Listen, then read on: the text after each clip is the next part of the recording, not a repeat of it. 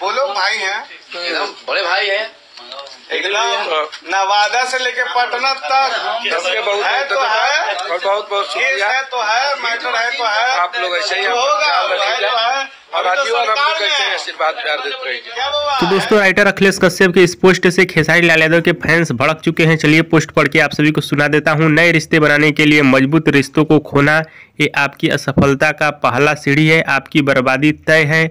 हर हर महादेव। और इस पोस्ट को देखकर लोग अनुमान लगा रहे हैं कि यादव राज आ गए हैं खेसारी लाल यादव की टीम में खेसारी लाल यादव के साथ, तो इसीलिए अखिलेश कश्यप ने ये पोस्ट किया है। तो दोस्तों आप सभी को बताना चाहता हूँ ऐसा कुछ बात नहीं है। राइटर अखिलेश कश्यप ने किसी और के लिए ये पोस्ट किया है, खेसारी लाल यादव के लिए नहीं किया है।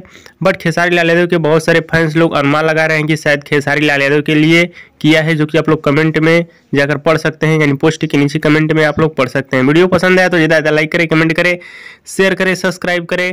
धन्यवाद दोस्तों।